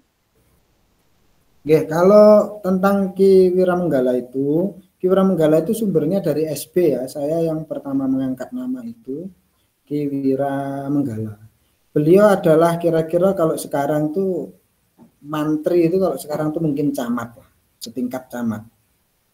Jadi dulu kan pusat kekuasaan di daerah itu adalah di Benculuk. Beliau bukan pembabat. Jadi sebelum beliau itu kira-kira saya nama Benculuk itu sudah ada. Kira-kira seperti itu nggih, Mas Wahyu, tentang Ki Wiramanggala. Oh nggih, siap Mas, matur nuwun. Makasih Mas Wahyu. Tadi kayaknya Kang Anang mau pertanyaan atau ini ada pertanyaan? Anang itu sampai dewe yo Anang. Lah aku kan Anang bagus dewe, lah kan Kang Anang kan. Oh iya, nggih. Kang Anang gimana Mas? Kang Anang, ada mau pertanyaan atau saya bacakan pertanyaan di kotak kaleng ini? Tes. Oke.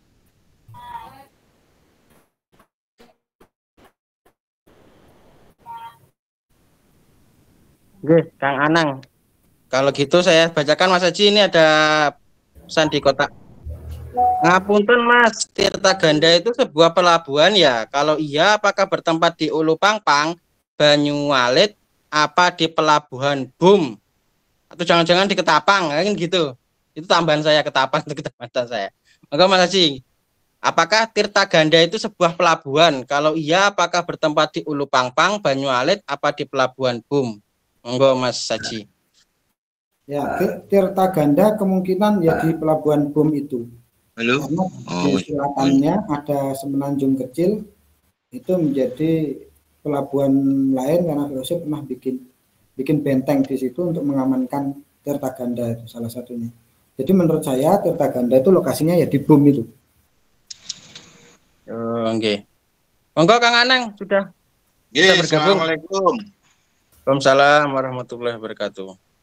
Assalamualaikum Kak Mas Aji. Ini kok gak iso anu ya tampilnya. Wes suaranya aja wes ya.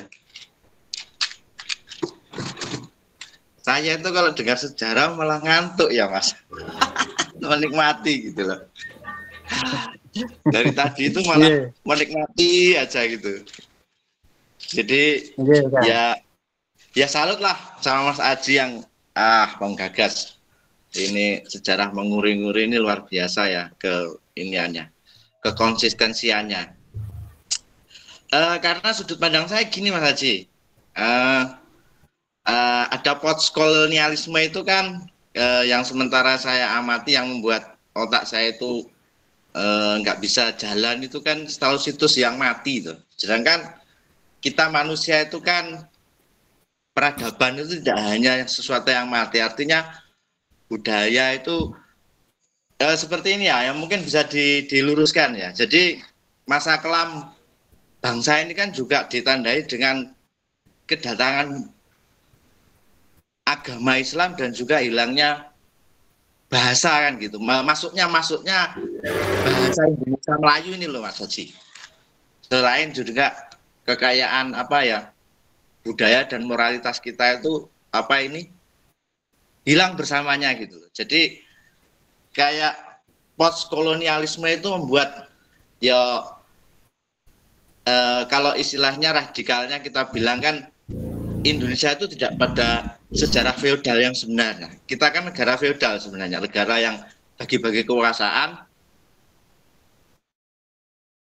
tiba-tiba harus jadi republik kan seperti itu. Itu istilahnya sejarah real saat inilah yang saya ini kan. Cuma yang saya tanyakan nih Mas Haji, dari sekian perjalanan waktu itu, era-era Islam ya, ini kok ada egosentris yang menyebabkan Majapahit terus di Banyuwangi terus tiba-tiba ada di Bali, sedangkan kekerabatan naluri kita itu kan masih ketimuran sama dengan Bali, tapi sudah hanya tinggal kenangan gitu loh. Jadi kalau saya itu larut dalam sejarah Banyuwangi malah ngantuk Mas Haji. Malah ngantuk, malah gimana gitu loh. Tapi ya itulah kalau kita istilahnya mau ke depan itu seperti apa itu Banyuwangi yang harus kita gali, yang harus kita manfaatkan, yang harus kita berdayakan, yang harus kita bla bla bla bla. Sedangkan masa lalu adalah pijakan kita kan semacam itu untuk kita bisa mengembangkan tidak hanya istilahnya kalau bahasa kasarnya kan tereksploitasi atau dieksploitasi oleh segelintir orang pejabat atau apa, nyatanya kan kita gini-gini. Pertanyaannya apa nggih? Pertanyaannya apa? Ngapunten. Postkolonialisme itu di abad berapa, tahun berapa ya Mas? Postkolonialisme tahun berapa, abad berapa? Yang itu loh ya saya juga masih cari-cari datanya ini, sehingga nama-nama itu kan ada gitu loh, Blambangan, Banyuwangi, Peralihan itu postkolonialisme itu tahun berapa sehingga mengakibatkan bahasa ataupun agama itu tercerai-berai gitulah dari asalnya gitu loh. Saya juga nggak yakin kita itu punya Osing atau kita itu punya Jawa, Kulon atau bagaimana itu tercatat nggak Mas Haji itu Pak? Mas Haji, ya kita aja pertanyaannya.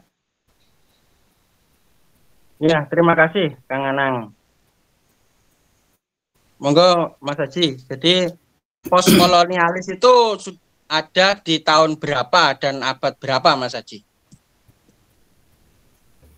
Oke, jadi sebelumnya saya sampaikan, saya dan teman-teman Bravo itu pada posisi jalan tengah yang berusaha untuk objektif dan netral terhadap segala bentuk sektarianisme.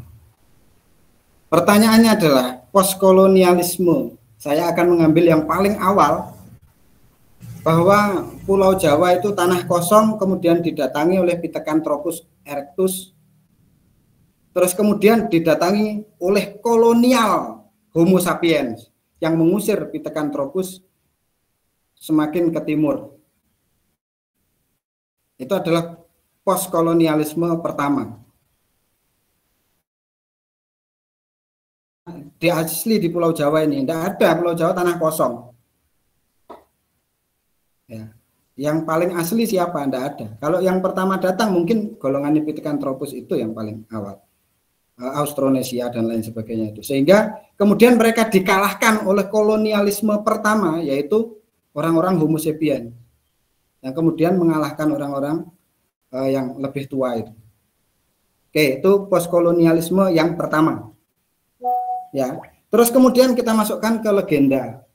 Ada legenda Prabu Dewata Cengkar yang dikalahkan oleh Aji Saka. Aji Saka itu bukan orang Jawa. Aji Saka itu pendatang. Prabu Dewata Cengkar itu orang Jawa. Ternyata dalam legenda itu Raja Jawa itu suka makan rakyatnya, kejam, raksasa gitu. Dan dikalahkan oleh Aji Saka yang bukan orang Jawa. Jadi orang Jawa, orang Aji Saka itu penjajah karena merebut kekuasaan dari penguasa lokal. Jadi kekuasaan Aji Saka itu adalah postkolonialisme lain. Ya, setelah dikuasai Dewata Cengkar muncullah kekuasaan Aji Saka. Dan seterusnya kerajaan gilir berganti dan seterusnya dan seterusnya. Terus kalau mau disebut kolonialisme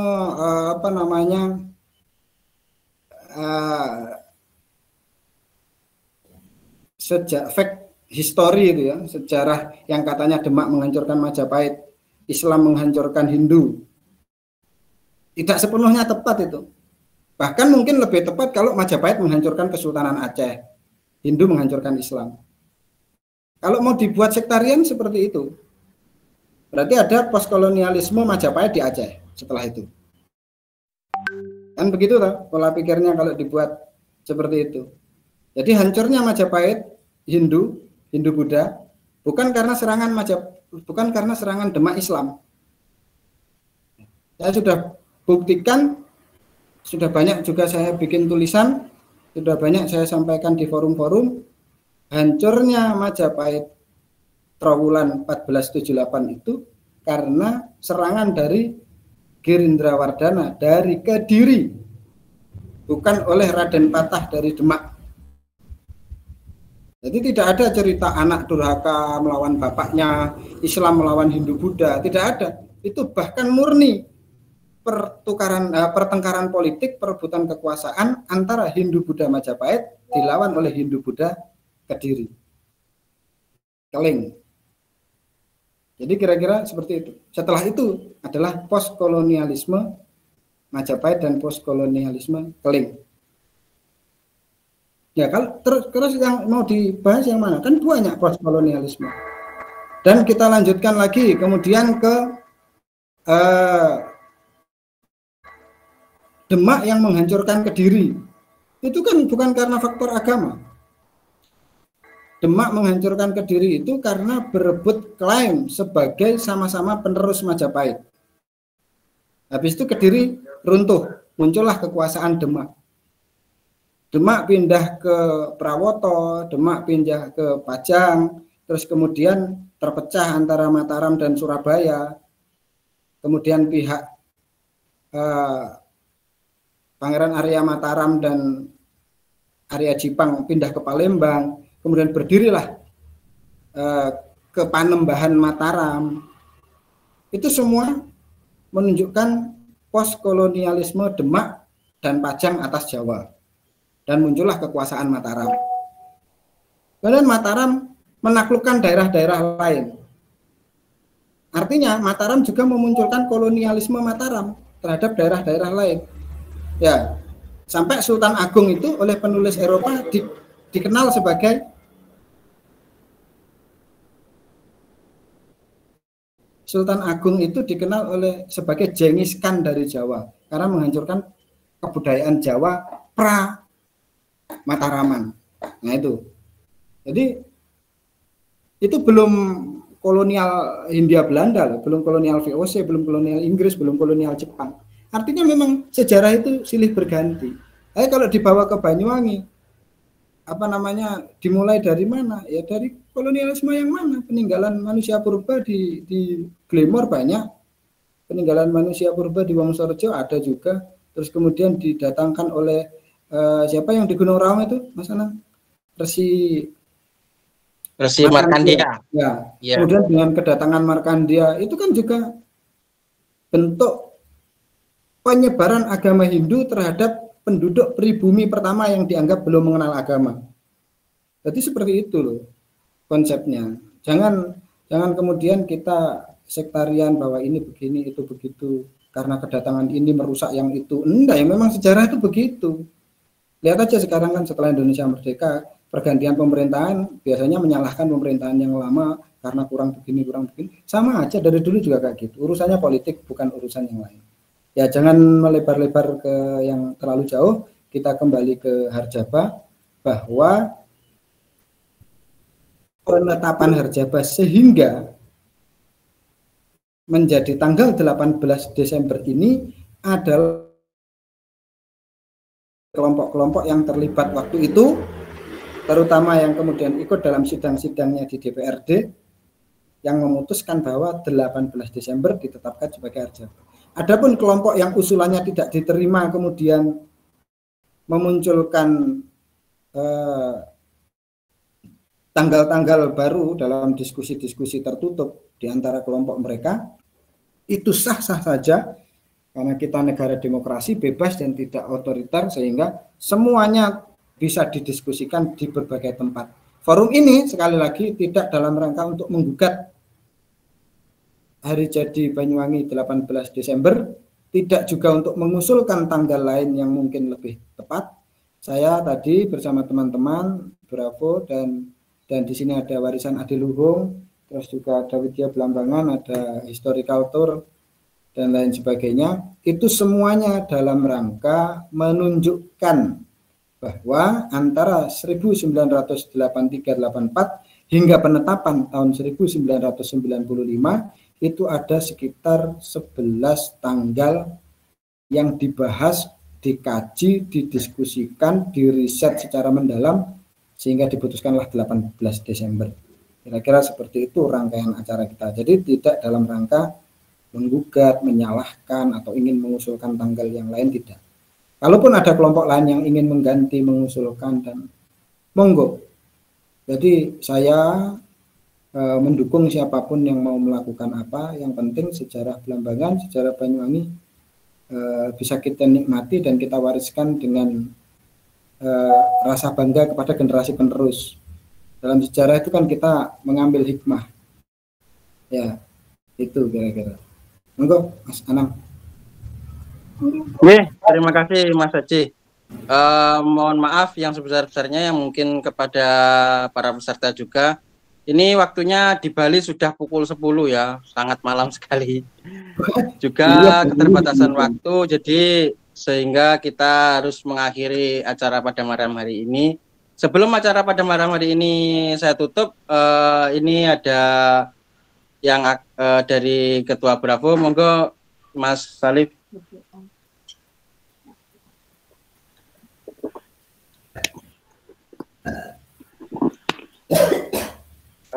Saya nggak nambahin apa-apa, jadi hanya minta tadi request ke Mas Anang itu untuk foto bersama. Monggo silakan kalau bisa dibuka kameranya.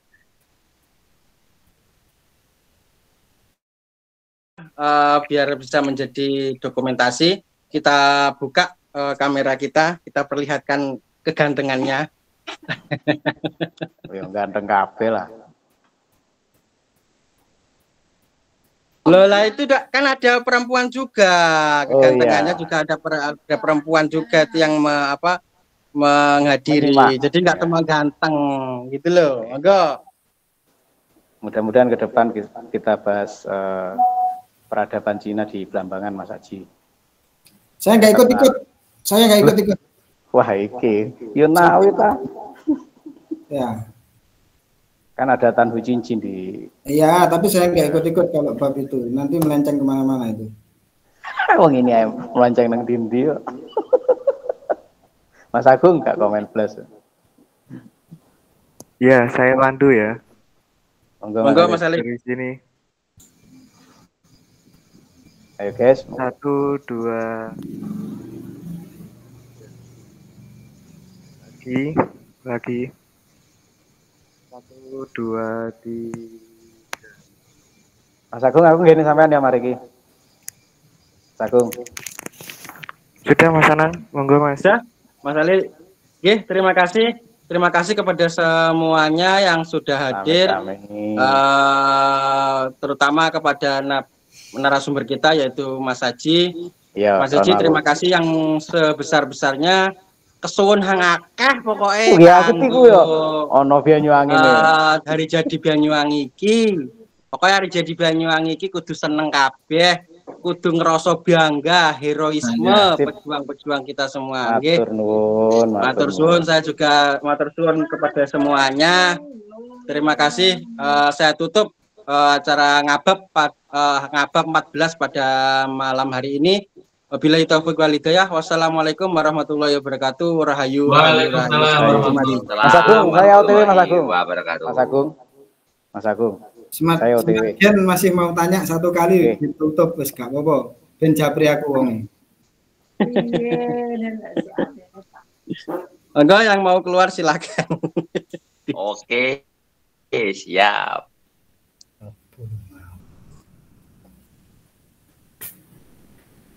Endi Mas, ngene candut mau ngrusui wong ape turu Mas Agung ya. Aja oleh moro ya bengi. Arep kelon Mas Agung iki. Itu suaramu Mas Agung, bukaan toh? Nah, bukane piye? Suarane lho. Iya.